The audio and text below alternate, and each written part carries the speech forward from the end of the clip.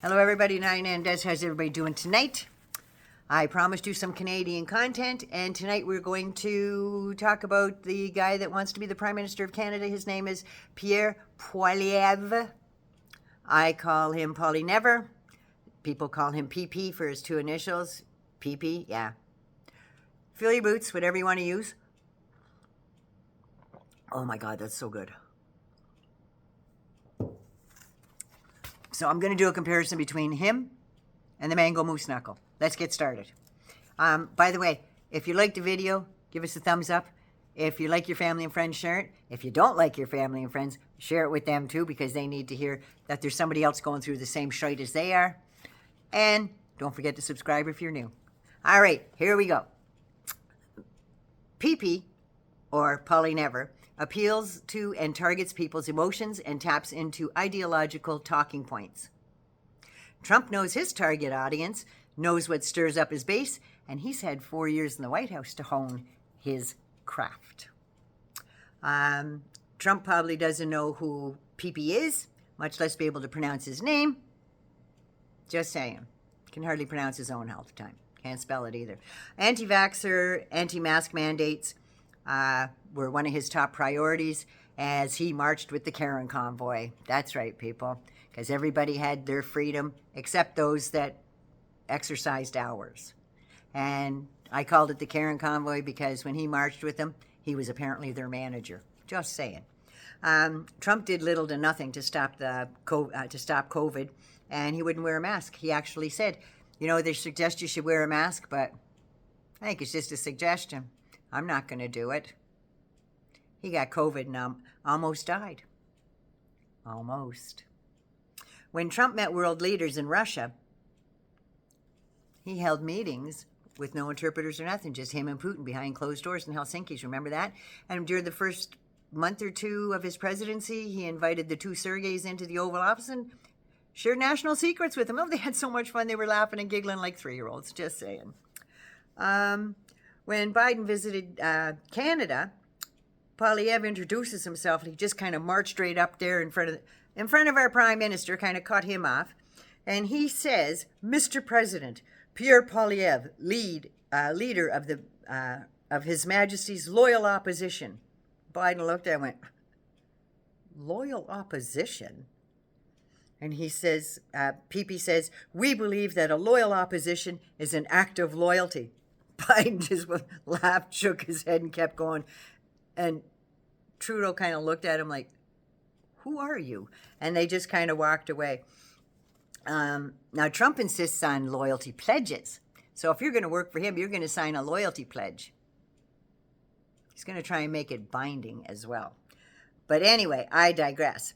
Jordan Peterson interviewed Poilievre in 2023, and he asked him, what are our main problems? And PP said the underlying illness is a monster's growth at the cost of state and the expense of the freedom of the people.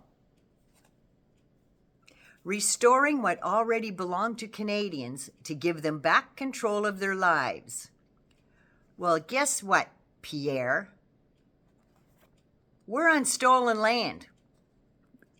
The Canadians are all immigrants. Get that through your thick skull. And we'll get into some of that Indigenous stuff a little bit later. And Trump says things like, they're poisoning the blood of our country, and we can't have that. Restoring the country to good Christian values, like back in the 50s. Woke, woke, woke. Poilievre is starting to use woke and culture wars. Culture wars are a lopsided way to govern. Where is my African American at? I love Latinos and Latinas. Under his new policy, under 2025 there, if you've even been a citizen for 2 years or less, pack your bags, you're going to the internment camp, and you're being deported. Not hyperbole. That's a fact. Look it up. Poilievre served in Stephen Harper's cabinet, which did us no favors. When he talks about Pierre Elliott Trudeau, Justin's father, he says that just as a dog returns to his vomit, the sour returns to its mire. The burn pool's wobbling finger goes. How gross is that? And Trump, well, he's never served anyone but himself, and he's only running for president to keep his ass out of jail. Pepe is a union buster. He claims he's friend of the working class, but friends don't let friends starve. He spent his whole career attacking workers. Now, Trump hates unions too. One of his rallies a couple months ago, he held it at a non-union shop, paid non-union workers to hold up union signs, and then berated them and told them that their unions were robbing them blind. Wasn't even a union shop.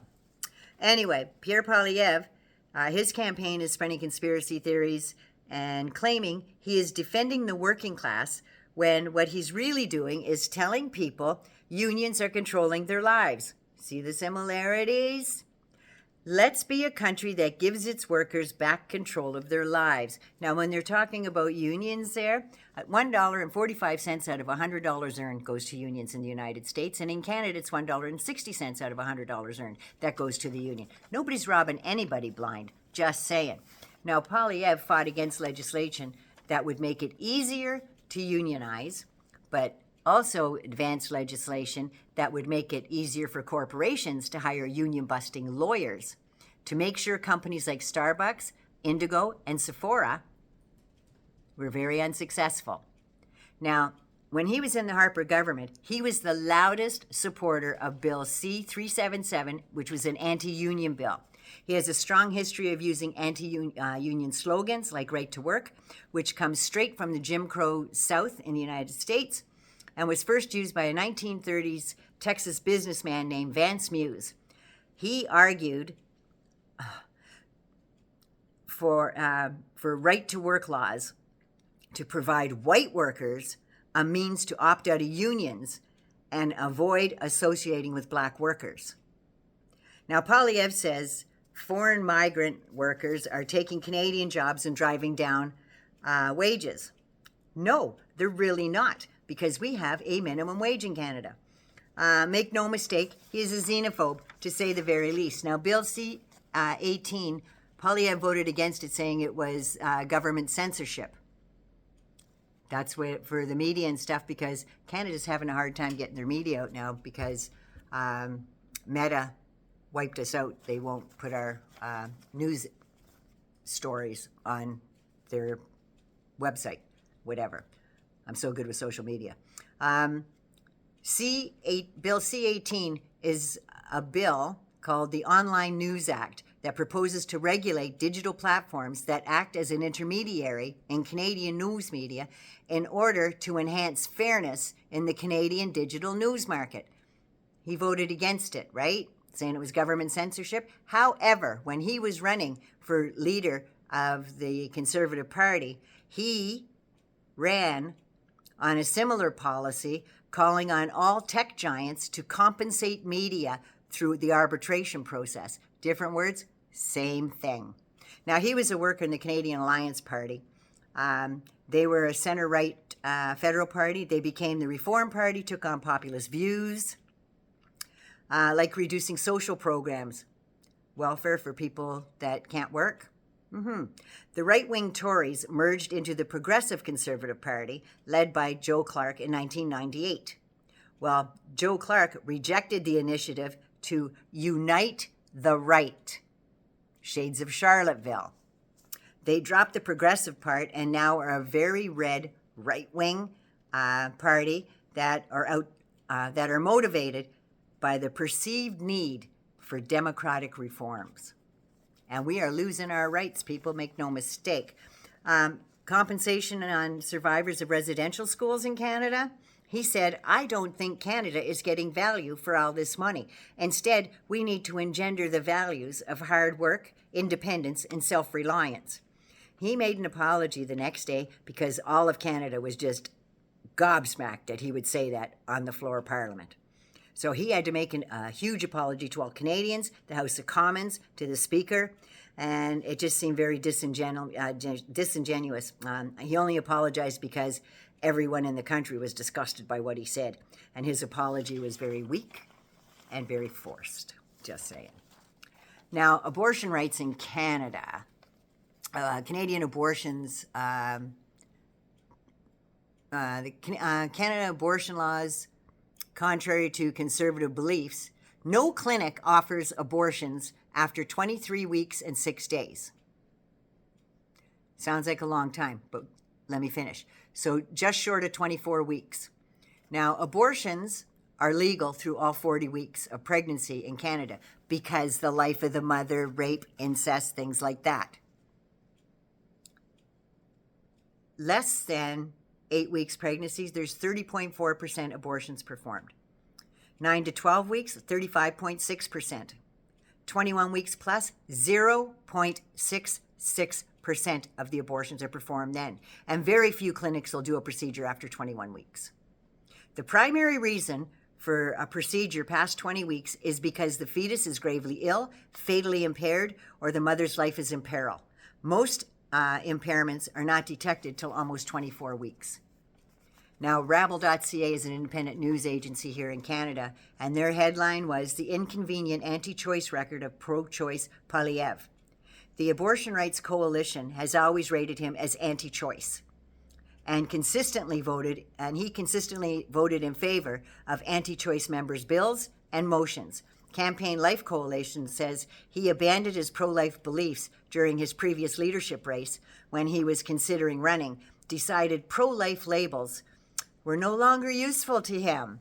Oh, and when Roe was leaked, there wasn't a word out of him. He was silent and did not defend our abortion rights here in Canada. He refuses to offer initiatives to improve access across Canada as conservative premiers are withholding funding in clinics across Canada, especially in New Brunswick and Saskatchewan. He supports freedom of expression, which is really an anti-choice right-wing group that is coming up on all university campuses across Canada. And what they do is they apply for clubs and funding, and then they go around and show these grotesque graphic images and holding events to spread misinformation and flat-out lies. So some of the images they showed, this is interesting. Some of the images they showed, one was two people were holding up signs of fetuses. One was an elephant, the other was a dog. Just saying.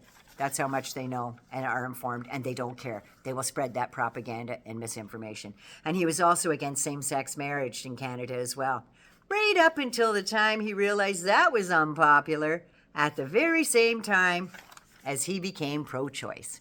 So there's the similarities between two people, both trying to run a country. Naughty Nana loves you. Be good, be safe, take care of you first. I hope you stuck it out till the end. If you're new, subscribe to the channel. If you like it, share it with your friends and family. If you don't like your friends and family, share it anyway. Just saying. And if you can't take care of you, you're kind of screwed. You got to take care of you first so you can take care of somebody else. I love y'all. Be good, be safe. Mwah. Have a good night. Here we go.